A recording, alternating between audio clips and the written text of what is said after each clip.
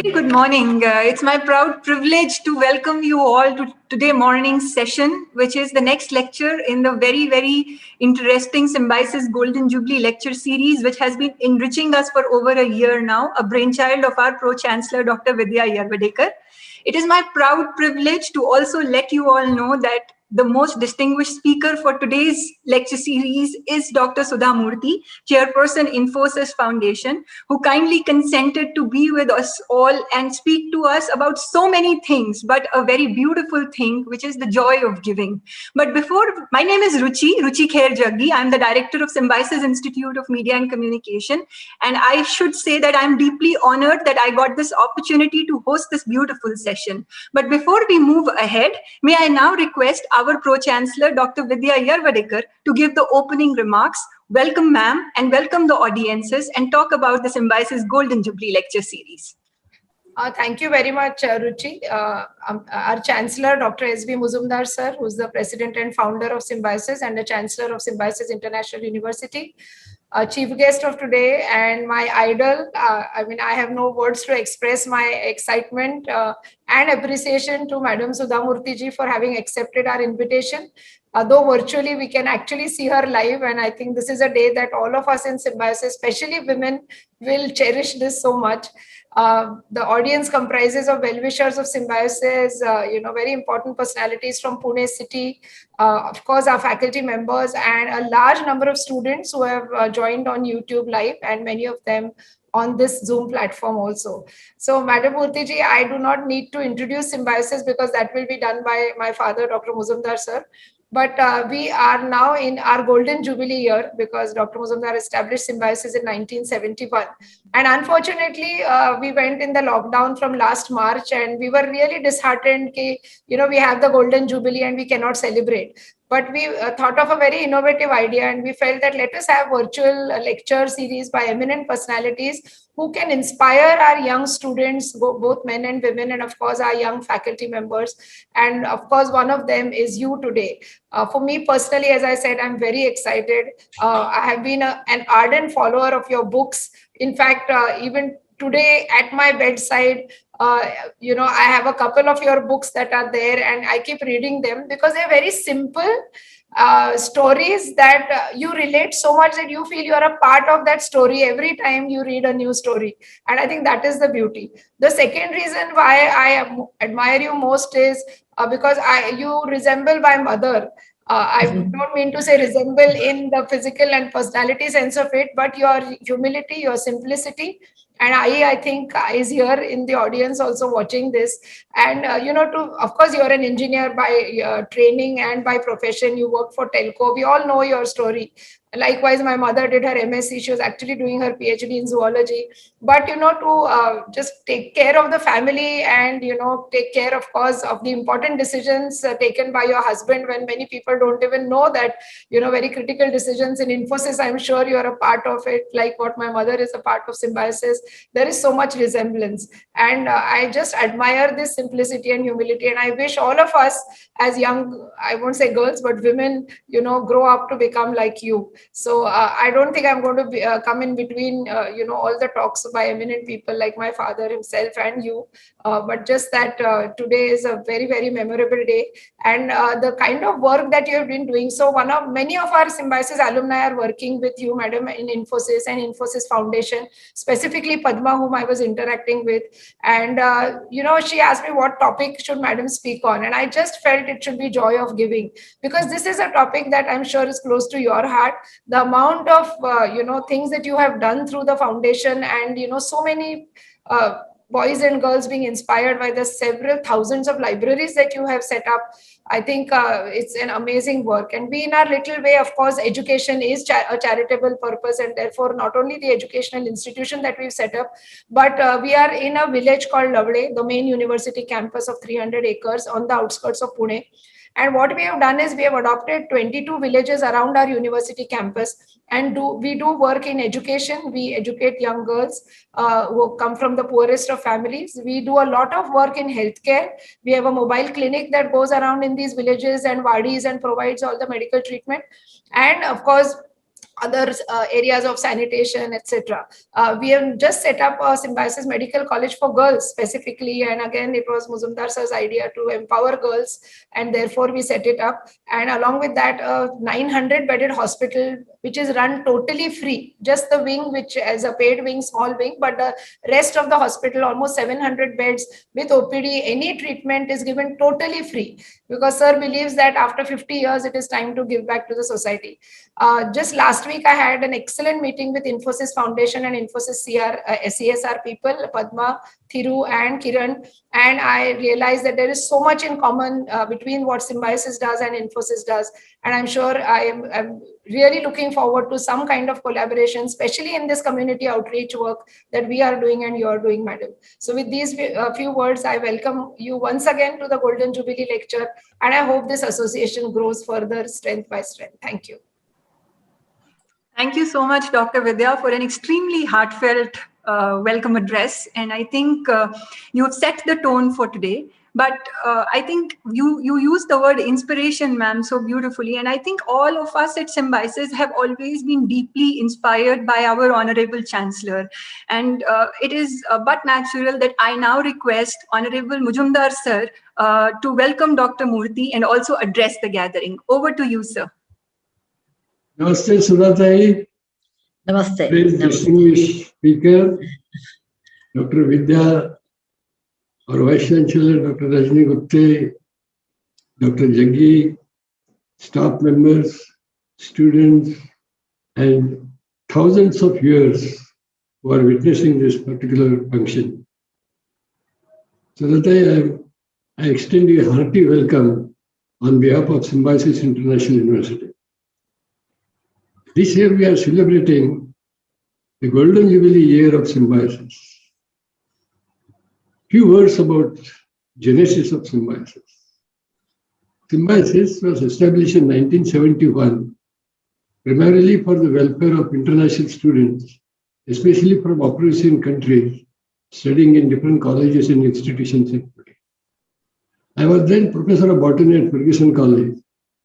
And then I realized various difficulties faced by especially Afro-Asian students from Ghana, students from Kenya and Uganda and Thailand, and Sri Lanka and Vietnam and whatnot. So I thought that these students are our cultural ambassadors, but I found as a teacher that they face a number of problems of admission, accommodation, homesickness. Coming away from their parents, thousands of miles coming away from their parents, relatives and friends. And when they used to land in Pune, they used to face a number of problems. So initially, Symbiosis was established in a small room in my bungalow on the Ferguson College, just as you established Infosys in a small room. We used to organize cultural and get-togethers of foreign and Indian students so that a friendship and brotherhood developed between them. But later on, we found that education is the best medium to promote international understanding, and that is how we started various educational institutions, which ultimately culminated into deemed University of Symbiosis. Be that as it may, we are really happy that we are celebrating 50 years of establishment of Symbiosis. Well, we have organized Golden Jubilee lecture series, and I'm glad that you have accepted our invitation. So that you might remember or may not remember, but I do certainly remember that we met you, I rather met you in 2006 during Fire Foundation, which was in Chalkaranji. Both of us were awarded. I'm really puzzled that you have so many multifaceted roles which you have played. You were a bright student. You received gold medals both at graduate and postgraduate level. Then, to me, this is more important. You were also a professor at Christ College, where you got Best Teacher Award. And that is how you are linked to Symbiosis as an academician. And that is the point which is really close to our heart. One more striking thing is, you are a great philanthropist, you are a great industrialist, but your interest in education really appeals to me when I read in your biodata that you have established as many as 70,000 libraries, as many as 70,000 libraries. Be that as it may, I must congratulate you for selecting a very, very interesting topic, joy of giving. So that I remember to have read a book written by Bill Clinton, former President of the United States, some years ago. And the title of the book is Giving. And then subtitle is How Each One of Us Can Change the World. And luckily, you are going to speak on joy of giving. Now, Clinton, when he published that book, 750,000 copies were sold in first print. And there were many more editions of his book. So that set me thinking, is there really a joy in giving or a joy in taking something? I personally feel that Indian culture is not that of giving. We want to take something from somebody. We depend upon government for almost everything. So, whereas in America and in developed countries, there is a culture of giving to the society, giving to the universities. Unfortunately, that culture is not there. But slowly, I'm glad that culture is slowly coming up. I remember what J.R.D. Tata told me. J.R.D. Tata told you that don't think that you are the owner of money. You are the only trustee, and you have to give back to the society, which has given so much to you. Our Vinoba Bhave, he said that Deto to Dev, and Rakto to Rakshas. This particular idea of giving something to somebody is really a noble idea. And a giver gets more pleasure, more joy than the taker. Personally, I feel that this culture must develop. For example, whosoever you may be, whatever you may be, wherever you may be, howsoever rich you may be, I do feel that everyone has something to give which someone needs. It is not necessary that one should give money, but you can give time. You can have some kind of compassion. And in order to get joy of giving, you need some compassion.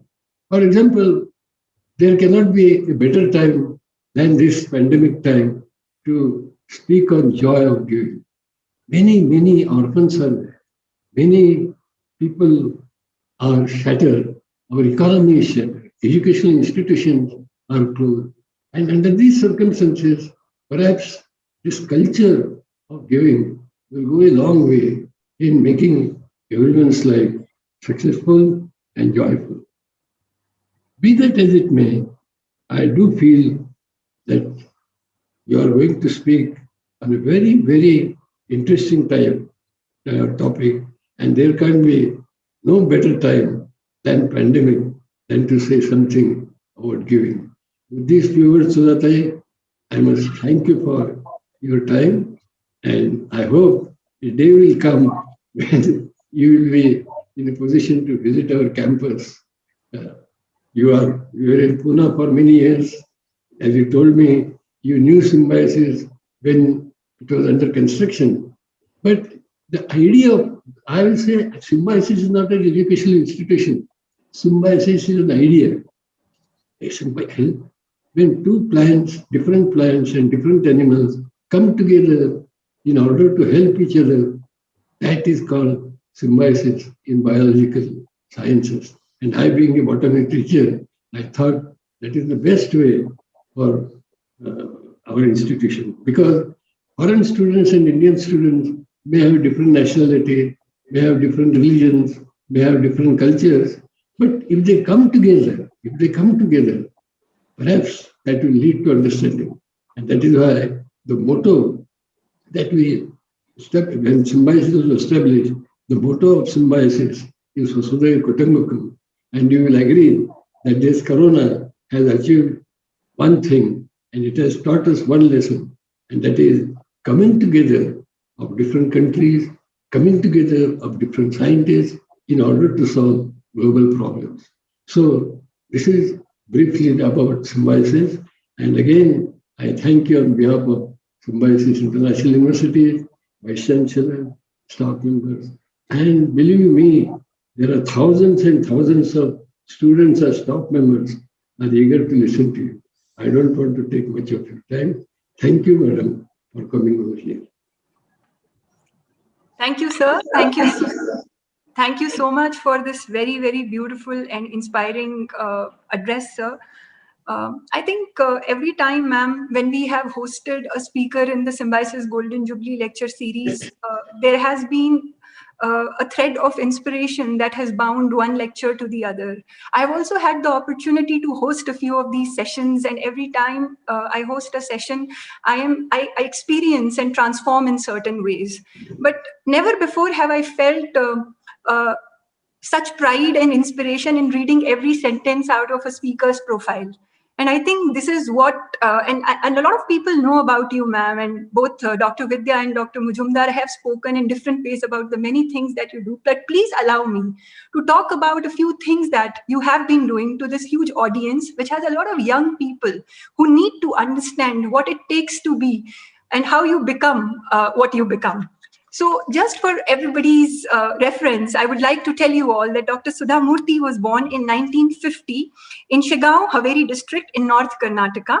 She completed her engineering from BVB College of Engineering and obtained first rank across all branches and received a gold medal from the Institute of Engineers. Ma'am did her master's in engineering from Indian Institute of Science with distinction and started her career as an engineer with Telco, which is now called Tata Motors. Today, she is the chairperson of Infosys Foundation and has handled 16 national disasters in the last 24 years. She studied in a Kannada medium school till the 10th standard and fell in love with the language. Her strong ties to the language and its people led her to establish more than 60,000 libraries in Karnataka, something that Mujumdar sir also mentioned in his talk. She also strongly believes in creating awareness for social issues and has passionately traveled the world for this purpose, including universities and gatherings in USA, Colombia, Kuwait, Saudi Arabia, Pakistan, New Zealand, Australia, England, Thailand, Vietnam, China, Tibet, and Singapore. A prolific writer in English and Kannada, her books have been translated into all major Indian languages and have sold over 30 lakh copies around the country. She's a columnist for English and Kannada dailies, and with 30 books and more than 200 titles to her credit, which include novels, non-fiction, children's books, travelogues, technical books, and memoirs. She's also received 9 honorary doctorates. In addition to that, she's been felicitated with many, many awards. Some of them are the R.K. Narayan Award for Literature, then the Padma Shri in 2006, the Atemabe Award from the Government of Karnataka for Excellence in Kannada Literature in 2011, the Lifetime Achievement Award by Crossword Book Awards in 2018, and more recently, the Lal Bahadur Shastri National Award for Excellence in 2020. She lives by the belief that generosity of a few is hope for millions. And I think this beautiful phrase is the core of today's talk that we are all so looking forward and eager to hear from Dr. Murty herself. So ladies and gentlemen, may I now request Dr. Sudha Murty, Chairperson, Infosys Foundation, to enlighten us on the joy of giving. Over to you, ma'am. Thank you. Thank you, Ruchi. Good morning to everyone. It's always a pleasure to visit a university because I come from a teaching family. For me, teaching matters more than anything else. My father was a professor and a doctor in Jubilee. My sister is a professor in a medical college. My brother is a professor at Caltech University. And I'm married also into a teacher's family. My father-in-law was a school teacher. But, it is not true when it came to Narayan Murthy. So he's the odd man in the family who went on the business. Pune had a special place in my heart and in my brain. I came to Pune as a young engineer in the year 1974. And that time this Senapati Bapat Road was just newly built. And there they were, I could see the beginning of the Symbiosis campus there. Mr. Murthy had many friends. Chris was one of them. They came from Uganda, Africa, Iran, Kenya, so many places, And Pune was like the Athens of the East, or the education hub of the our country. So all these foreign nationals, they used to stay in Pune. Most of them used to stay in Pune. And I will tell you that area also, near Aund, they used to stay, most of them. And they used to study in a Ferguson College, some mostly in Ferguson College, rarely in Deccan College. So I remember, and they used to, sometimes they used to stay in, I don't know, the restaurants are there, Vaishali, Rupali, there's one Kamala Niwas or some Kamala, I don't know, hotel, there is a boarding house they used to stay and eat in Vaishali, Rupali and the Iranian club, that Deccan area. In the night, in Pune was a very safe place. I'm sure even it may be one of the safest place. And all students will go out after 9 o'clock and wander around in that area, and you could see a lot of foreigners there. And some of them enrolled in Symbiosis, and one of them has become a foreign minister or something in Philippines. That's what Murthy was to me. His name was Chris, I think. Some of them have become professors. Anyway, that is the beginning of the Symbiosis, and that's the beginning of my life in Pune. So I can relate a lot more to Symbiosis early days than with my own early days. And I'm very happy that now we have 300 acres, and your students must have been like almost like 50 years, means middle-aged or old-age students now, who have been occupying and maybe retired by this time also from respectable and responsible jobs. Any institution, when it is 550 years, it's a great achievement, because it is not like in olden days, like Takshashila, Vikramashila, which were sponsored by the kings and the Maharajas and the queens. Today, you have to compete in the market, get good teachers, which is very hard to get, and who are interested in teaching, and also get students who are interested in learning. And this combination is not easy, and running an institution with a good reputation for 50 years is a commendable job. So I congratulate Professor Mujumdarji for his great achievement and a pioneer work in establishing Symbiosis. Now you asked me about the joy of giving. Indians do not give, but actually that is not true. You look at India's history. If you go to Himalayas, Kashi, or any of our pilgrimage places, you see a lot of sadhu sannyasis, or Kumbh Mela, lot of sadhu sannyasis who do not have any address as insurance, nothing. And this is going on hundreds of years, thousands of years.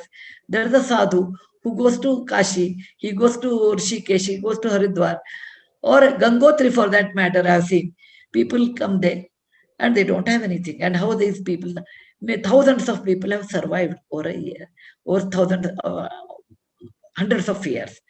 We have philanthropy, and that may be in a different name, like saying that it is dharma, or do this one you get punya.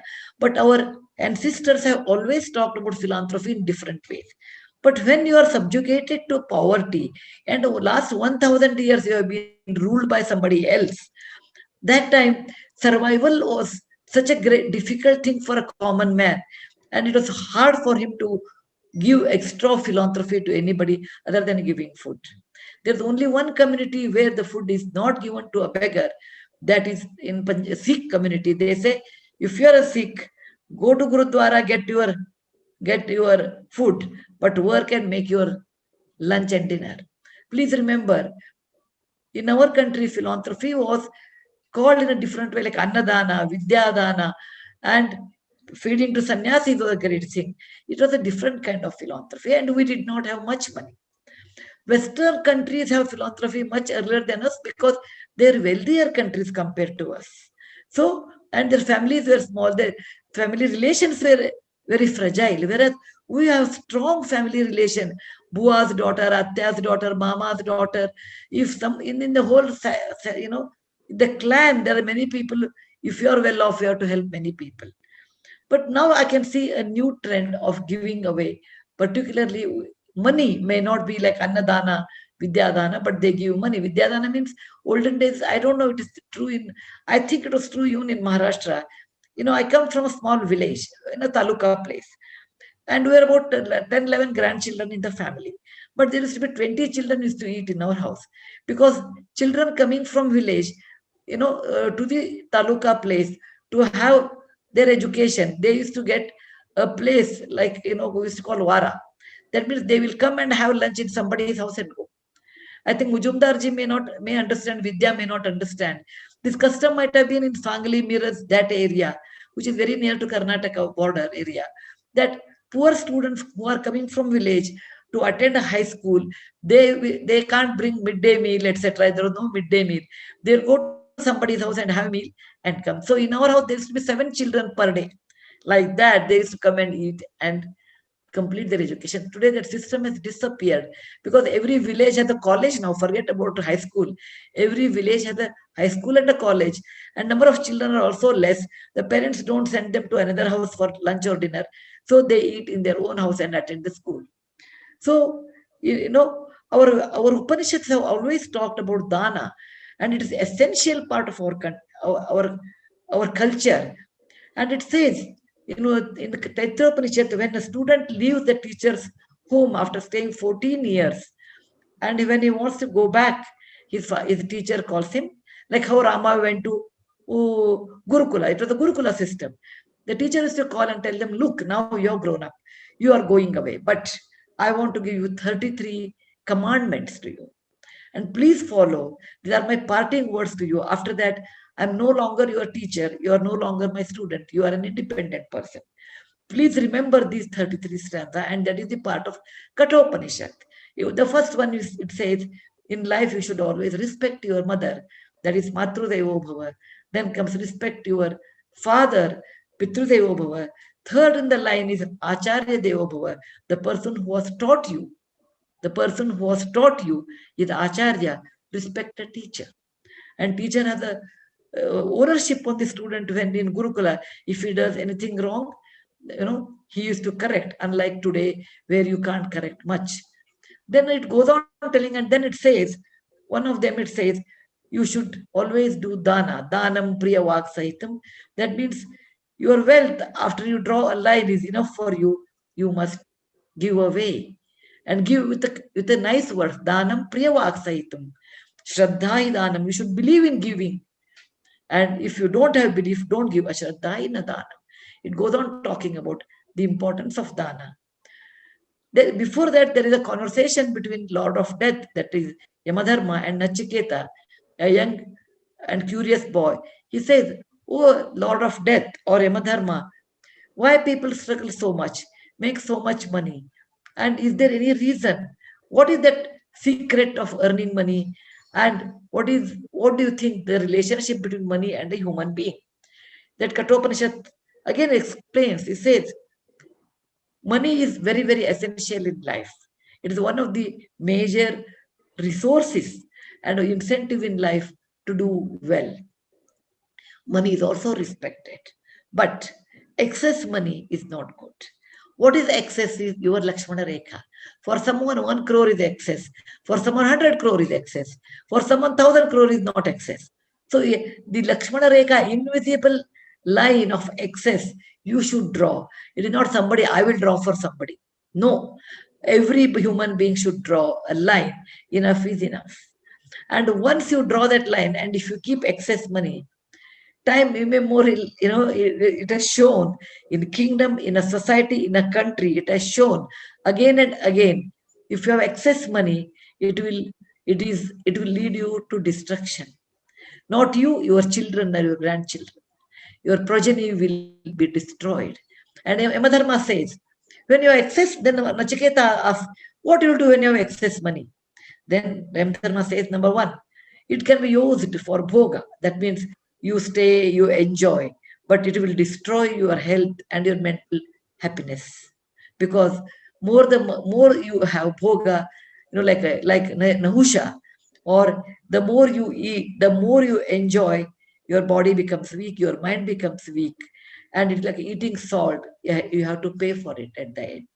Then second one is dana. You should go on giving to the deserving people. You should give dana. That makes your life more stable, more understanding, and more peaceful. And it gives you a tremendous satisfaction than bhoga. But if you don't do either of them, you have excess money, neither you do bhoga nor you do dana, what happens?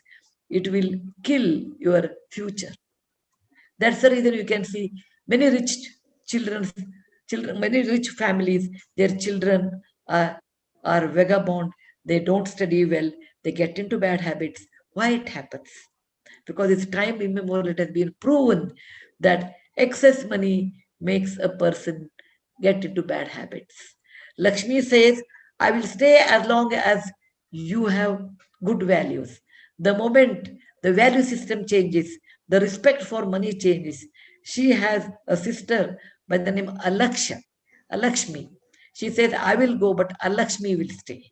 Who opens up to jua, who opens up to luxury, who opens up to bad habits, who opens up to bribery, who opens up to decay ultimately. It has been time tested that hoarding the money over a long duration is never good to a family. And that's the reason the only solution or the antidote for this poison is dana. And when you do dana, you feel a tremendous satisfaction. I always felt, not by anybody's talk, but my own life, I have felt it. When you give away, you get a kind of satisfaction. And I always tell God, I have served your children the best way I can think of. And that has made me extremely calm. And I hardly get upset. And that has made me to understand that's all is life. In life, you have to work hard. You have to make good money, legally, ethically, right? You have to spend it on the right cause, and remaining money should go for dana, because that is ultimately, in a society, you should balance it. Look at the Western country like France, where people be extreme, like Pakistan also, where you have extremely rich people in 1995 families, and remaining people are poor. It happened in Paris, in France, that it was money was with only few families, that particularly the king, and there was a result of that was the French Revolution. Please remember when Mary Antoinette said, "If you don't have bread to eat cake," because she was away from the reality. If your society has to be normal, progressive, and it has to be even, then giving away is the only solution. Maharashtra is very famous for that, because you have great leaders like Mahatma Jyotiba Phule or Savitri Bai Phule, Agarkar, Savarkar, Karve. You name a person in last generation, they were great heroes and heroines who did new things, who were socially very active and showed you they are not there today. We remember Maharshi Karve, we remember Ranade, we remember Gokhale, we remember Jyotiba Phule. Name one person in Maharashtra of that generation who were not great. There are many Bharat Ratnas were born. Unfortunately, there was no Bharat Ratna award in that time. Please remember, our ancestors have led a life of legacy, because the joy of giving is never ending. If you buy, I'll tell you a very funny thing in life. If you buy one sari, then you feel like buying another, because the fashion goes on changing. You build one villa, then you feel one villa should be in Deccan Jamkhana, one should be in Aoud. If you have gold, you say, let me have 1 kg, let me have 2 kg, I have 2 children. Then you say, let me have another 4 kg for my grandchildren. The greed never ends. The greed never ends. Whereas greed never ends in one more case. The more you do dana, you feel like giving more and more. But that gives you satisfaction. Whereas if you spend money on yourself, it never gives you satisfaction. It gives you a kind of atrupti, a kind of thirst, which leads to do it more and more. And when you do annadana, that time you are saturated. Even you eat 10 chapati, you can't eat 11th one.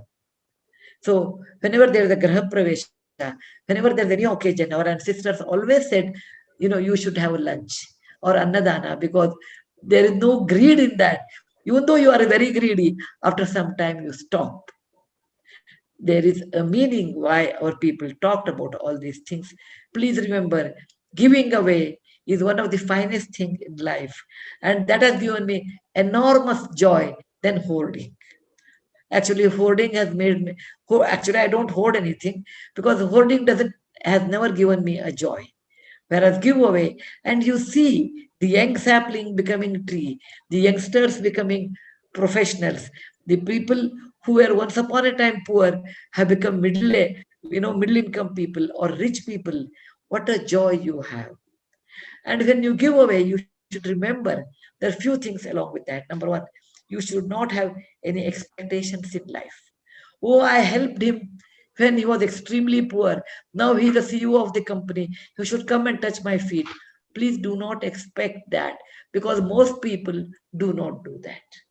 Many people whom I have helped do not want to recognize me because they feel below their dignity. They got scholarship from Infosys Foundation or personally from me and reach this position. They consider it is not nice to have that kind of a donation they have received. So they behave as if they do not know me, but that is okay. Because once I give away, Krishnarpanamastu, I don't turn back. I won't even remember whom I have given. Only that in case some people will come and tell, ma'am, you helped me to get me education. Today I'm here and there. Some people do, but most people don't do. And you should accept it. You should accept it. That means you should give away with a detachment. You should give with a good intention, but with the detachment that this fellow will not even come and acknowledge you. People who have taken loan, education loan, they don't return. You should accept it that they don't return. Still you want to give. I always felt, so what? I come from a small town, village, then town. There's a place known as Badami, and there are fantastic trees on either side of the road from railway station to the village. And as a young girl, my grandfather was a school teacher who used to walk from railway station to the temple. It may be about a kilometer or maybe 2 kilometers, I won't remember. There used to be nice mango trees and neem trees. I used to tell my grandfather, who must have planted this? He said, it is not who has planted this. Who is enjoying this? I said, I am enjoying because there are mango trees and neem trees. He said, when you plant, beta, you should plant so that when they grow, you may or may not be there. Somebody will enjoy. Human life is like that. You should plant, you should give away something that some people get benefit and come out of the line of poverty.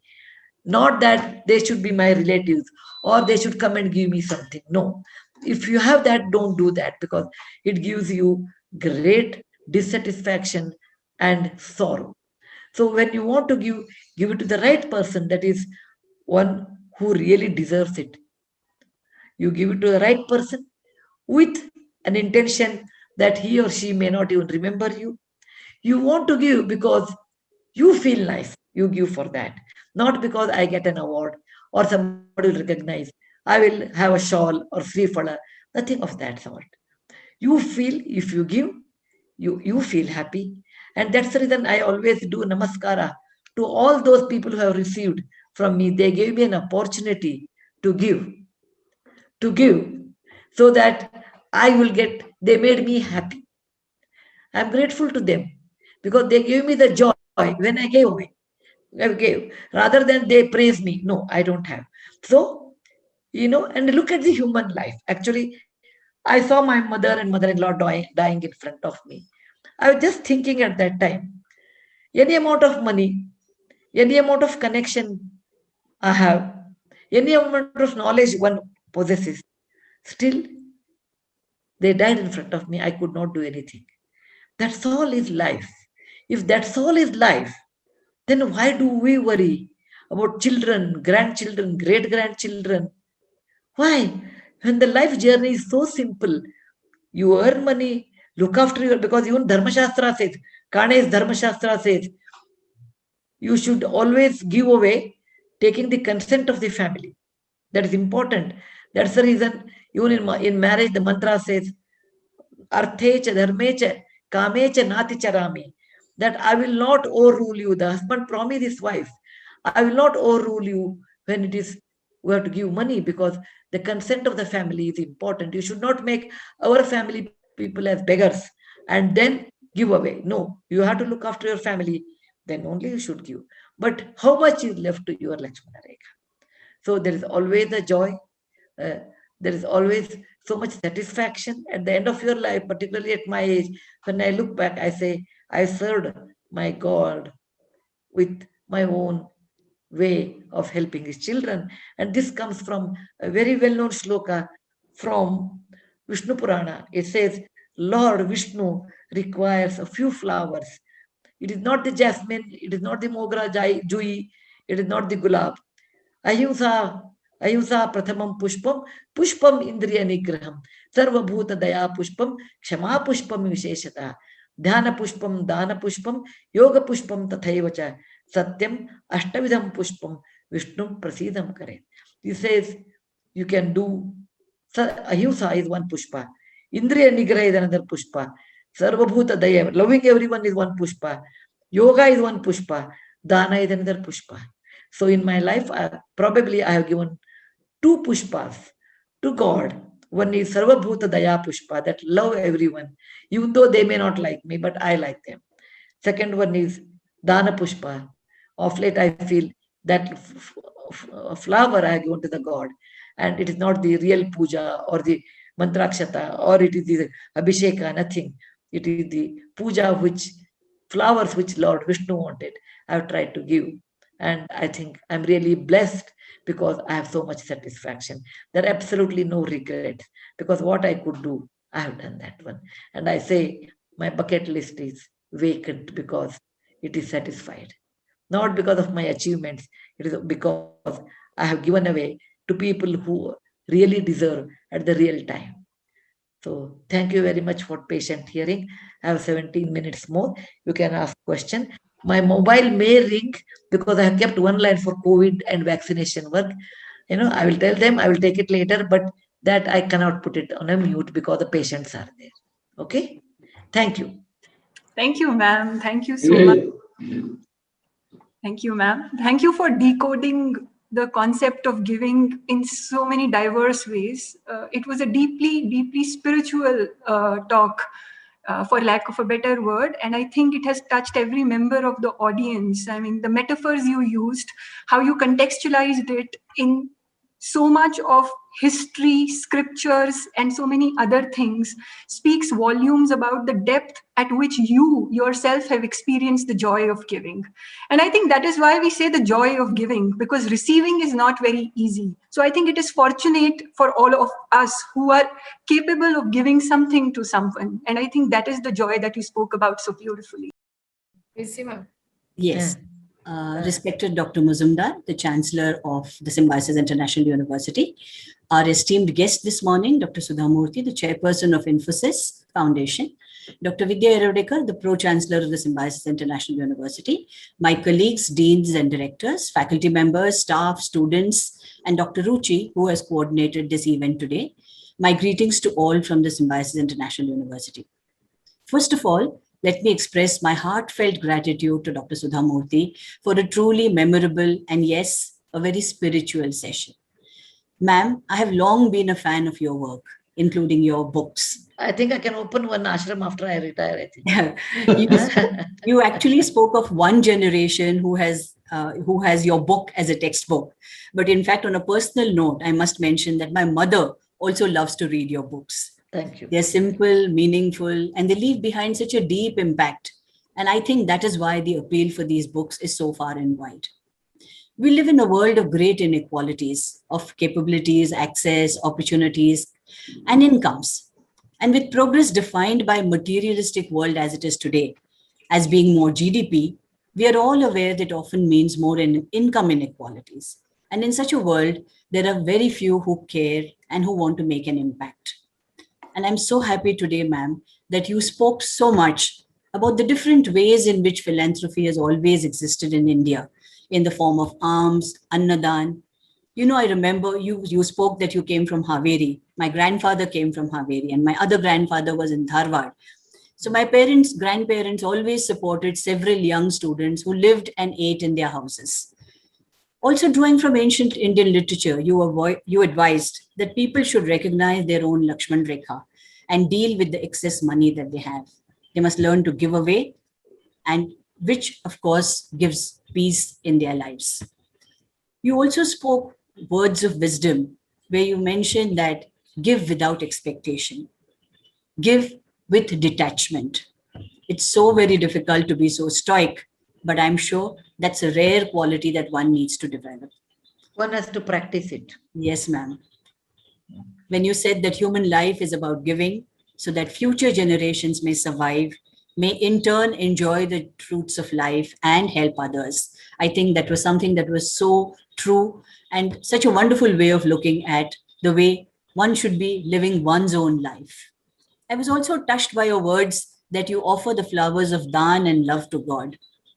And I was reminded of what Mahatma Gandhi once said. He said that the simplest acts of kindness are by far more powerful than 1,000 heads bowed in prayer. Let me thank you, ma'am, for sharing some wonderful life lessons with our young students, very wise counsel. And I think our students will be the wiser for it. When you urged young women to be independent, that resonated very strongly with many of us in Symbiosis. Once again, ma'am, let me extend a very heartfelt thank you to you for being here this morning. I think it's been a very special morning for all of us. Dr. Vidya set the tone by saying that she's so excited. We were all equally excited, and we do hope that someday you will visit the campus now. It's so beautiful and green, and you would really love to be here. Thank you so much, ma'am. I know we've taken a lot of your time. We've gone beyond the schedule, but thank you very much. Thank you, ma'am. Thank you, everyone. Thank you, everyone. Thank you, everyone. With this, we come to the end of this very, very profound session of the Symbiosis Golden Jubilee Lecture Series. Our sincere gratitude to Dr. Sudha Murty, who actually gave us joy by giving us both her time and wisdom. With this, thank you so much, Mujumdar sir, Vidya ma'am, Gupte ma'am, and all my colleagues. And thank you once again, Dr. Murty.